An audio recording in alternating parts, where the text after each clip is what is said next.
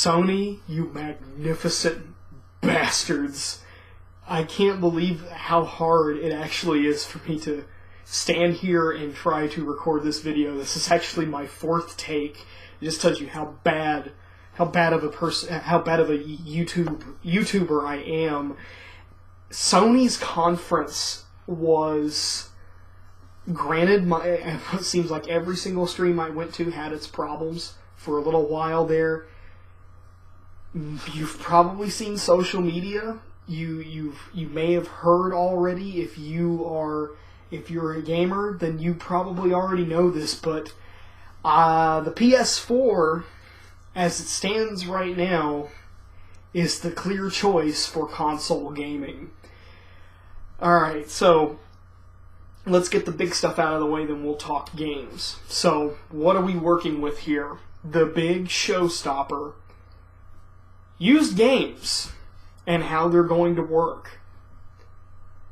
I just saw a video from PlayStation. God, this is so bad. I just saw a video called Step-by-Step Instructions on how to deal with used games on the PS4, and it's two Sony employees, two executives, and one just hands the game case to another executive and says thanks, and that's it. No DRM, no bullshit. It's just Sony saying, look, you bought the game, you do what you want with it. To me, that is the biggest insult to injury to Microsoft that they could possibly come out with. I mean, right now, they have them on the ground, and they're beating the hell out of them. And that right there was just spitting on the grave. And then, to top it all off, $399 at launch. This is better than I expected. These were the people I was rooting for E3. I mean, granted, I was curious to see what Xbox would come up with, because there are exclusives, as I mentioned in my Xbox One video. There are games that I do want to play on that console, but with the PlayStation 4, it's cheaper, no bullshit on used games, but the big thing, and I've already seen people bitching about it on the internet, and I can't quite understand why. You have to, in order to play multiplayer now, you have to be a PlayStation Plus member. But before you go, well, that's what Xbox Live did, and now Xbox Live is... Well, Xbox Live, they didn't even say that they were changing anything about multiplayer. You probably still need a gold membership to play online. Anyway, here's why I'm not bothered by this, and why I'm no longer bothered with Xbox Live, too. You are getting something for paying them. It's why I loved PlayStation Plus in the first place. I pay you $50 a year. You give me $1,500 worth of product in return. Beautiful. And to me, it's fine. I have no problem with paying with PlayStation Plus. But the reason why I got rid of my 360 in the first place was because I felt paying for Xbox Live, I wasn't getting anything out of it besides the ability to play multiplayer and watch Netflix. So, I'm not really too worried about that. There's already people complaining about it on the internet. Why, I don't know, you entitled, selfish fucking bastards. Anyway. God, this is just so great. I knew this video would be hard to do, especially with I'm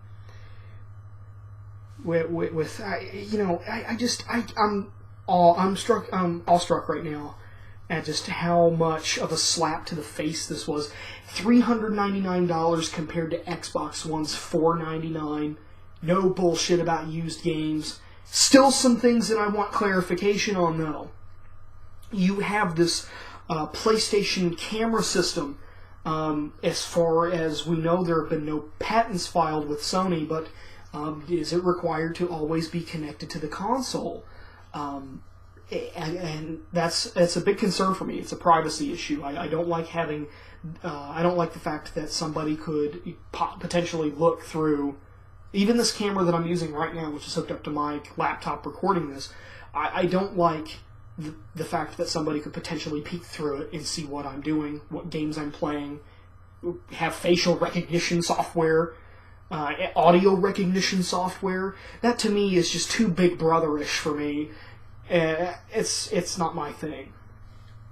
So, let's talk about the console itself. Now, what I'm going to do is hopefully, if I edited this correctly, let's see, at this time code, there will be a nice high-resolution graphic, which sadly will be minimized, of what the PlayStation 4 looks like over my left shoulder. Now, with all of that, as I mentioned about the Xbox One, I thought it was aesthetically pleasing. I think it's a very sleek-looking machine. The same can be said about the PlayStation 4. This is a very sleek-looking machine. I love the look of both of these. I love the redesign of the PlayStation 4 controller, the DualShock 4, the fact that it incorporates some of the Vita technology like the rear touchpad. As I mentioned in Pwnecast and even in previous Sony things back when they did their conference about the DualShock 4 and the share button. That, to me, I think it's still going to be abused a little bit, but at this point, I believe the positive outweighs my negatives about this console. This is, to me, it's Sony's rise back to power. They had that. They were high up on the mountain with the PS2. The PS3 was sort of their Empire Strikes Back. They lost a little bit, and now it's time for the return of the Jedi for Sony. They're coming back. They're here to slay Emperor Palpatine and Darth Vader, and they're taking no prisoners on their way to the top. Destiny was showcased, which was a game that I was hoping was going to be showcased during their conference. The game looks beautiful. This is, to me, this is one of the number one reasons to buy a PlayStation 4 is Destiny. I cannot hype this game up even more. A display of Batman Arkham Origins, a fantastic series of games. Really the only true Batman games besides going back to like Batman Returns or the '89 Batman for the NES. Really the only good Batman games out there right now are making their way to the PlayStation 4 with exclusive content, including a Nightfall outfit, that classic mecha Batman when he takes down Bane. Then they even, for laughs, included a 60s Batman, so you could be like a super muscular version of Adam West. Really enthusiastic about Arkham Origins. It's going to be a fan-fucking-tastic game, and the Joker's making a comeback in it with a voice actor that sounds a lot like Mark Hamill, even though it isn't Mark Hamill. So that's going to be an awesome game. Killzone Shadowfall was revealed to be a launch title. Probably going to be the game that I get at launch. I cannot think of this game for the life of me because I'm not good with remembering racing game titles. But the big racing game title that they're coming out with will also be, on launch, the PS4 will be available for download through PlayStation Plus. Fantastic. Great way to start out the PS4. I was wondering if they were going to do that with PlayStation Plus, which means if you want to play online multiplayer, guess what? Since you have to buy a PlayStation Plus membership, there is no excuse for why you shouldn't download this title at launch. Granted, it's a racing title. If that's not your thing, that's cool, but at least know that you're getting a $60 full retail AAA title at launch. Now let's talk about some exclusives real quick. We had, the Order 1886, I believe is what it's called. That was an exclusive that caught me immediately. You have these people in a carriage with these almost steampunk-looking weapons, and it's supposed to be 1886, and they're using it as assault weapons and all of this, and there's slightly futuristic technology. There's demons coming out of the fog. It's beautiful. Looks awesome. Overly eccentric. No mention of Metal Gear 5, though. Metal Gear Solid 5. Kojima, what are you telling me, man? You in bed with Bill Gates now? You too good for the people that stood you up on your feet and made you a rich man? You enjoy the yen? Well, frankly, I don't think anybody can enjoy the yen right now, but yeah, no Metal Gear Solid 5. I thought that was very surprising. I thought they would have shown gameplay or something like that instead of, Microsoft getting the gameplay demo.